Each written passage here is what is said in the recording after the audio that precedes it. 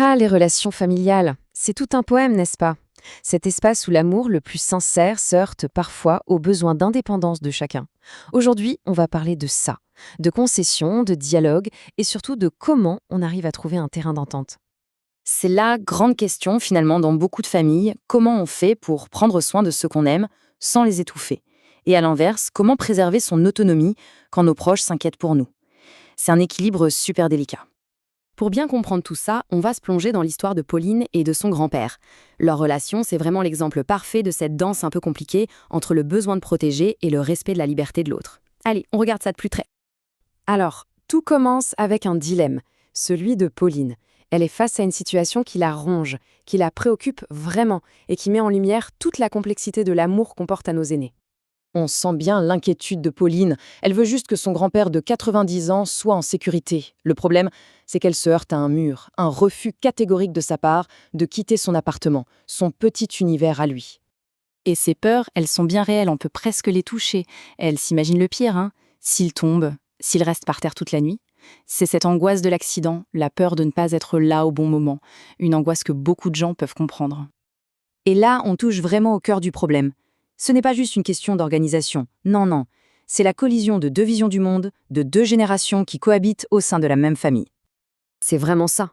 Deux mondes face à face. D'un côté, on a Pauline, qui est guidée par l'inquiétude, le besoin de sécurité, l'envie de protéger.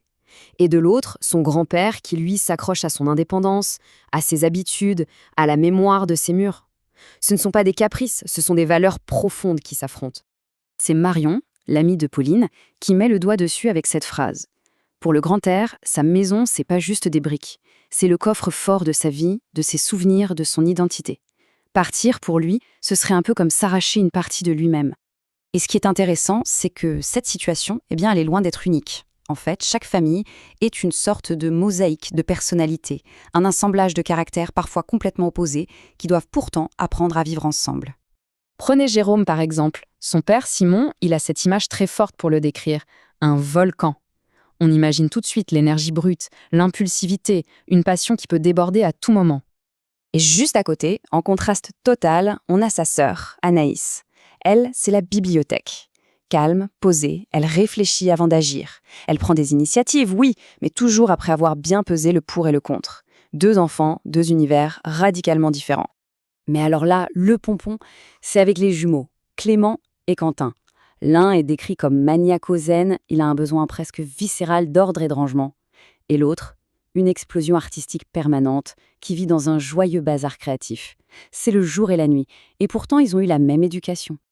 Et cette phrase de Simon, leur père, elle résume absolument tout. Ça nous rappelle que peu importe l'éducation ou l'environnement, chaque personne est unique et forge sa propre personnalité. C'est cette diversité qui rend les familles à la fois si complexes et si riches. Bon, après cette petite parenthèse, revenons à notre histoire principale, Pauline et son grand-père. Parce qu'après la confrontation, après le choc des points de vue, vient le moment clé.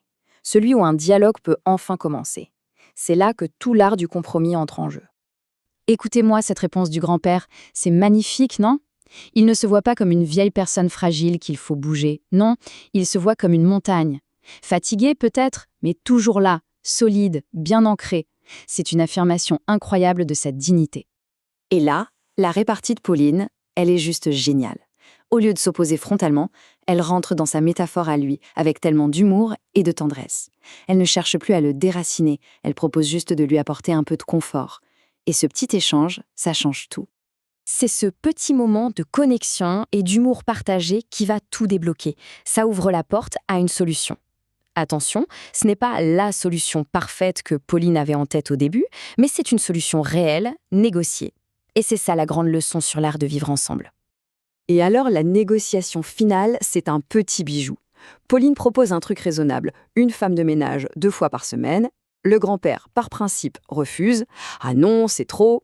Et puis, avec cette petite pointe d'humour malicieux, il lâche du lest. Bon, peut-être 1 fois et demie. Ce 1 fois et demie, c'est la preuve que l'accord est là. Pas par la force, mais par le jeu et l'affection.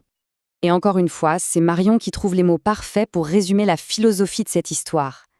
La vie, c'est pas une ligne droite. C'est un ajustement permanent entre nos désirs, ce que la réalité nous impose, et ce qu'on apprend finalement à accepter pour trouver un peu de paix. Finalement, ce qu'on retient de tout ça, c'est une idée assez belle. C'est que les différences, les oppositions, ce ne sont pas forcément des murs infranchissables. Si on garde le cœur ouvert, si on continue de s'écouter, ces différences peuvent même devenir le ciment qui nous soude les uns aux autres. Et cette histoire, bien sûr, elle nous interroge tous un peu. Dans nos propres familles, dans nos relations, où est-ce qu'on le trouve, cet équilibre si fragile entre l'inquiétude et le respect, entre le désir de protéger et le besoin de laisser l'autre être libre? C'est une question qui vaut le coup qu'on y réfléchisse. Merci d'avoir suivi cette analyse avec moi.